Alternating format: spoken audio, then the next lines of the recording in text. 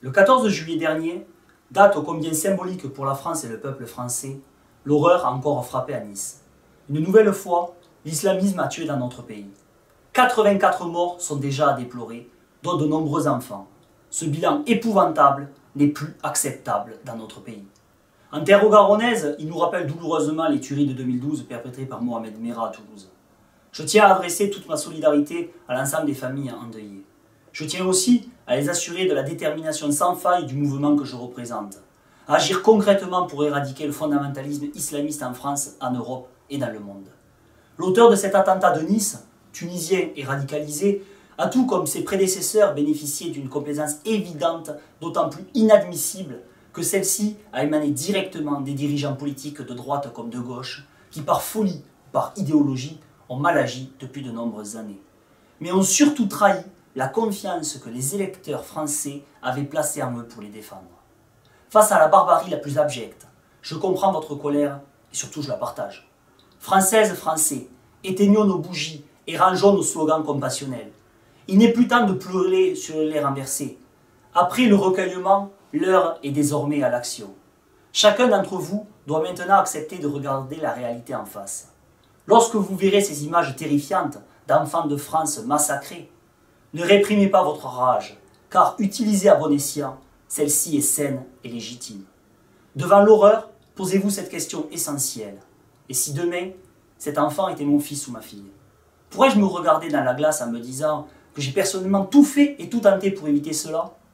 À ce stade critique, soit vous vous battez avec nous contre l'islamisme, soit l'atrocité l'emportera sur nous tous.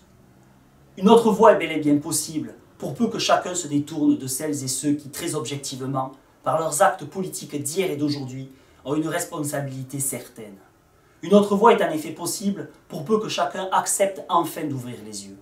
Cette voie, c'est celle que le Front National prône depuis déjà de nombreuses années. Loin d'être miraculeuse, nos propositions sont concrètes et cohérentes.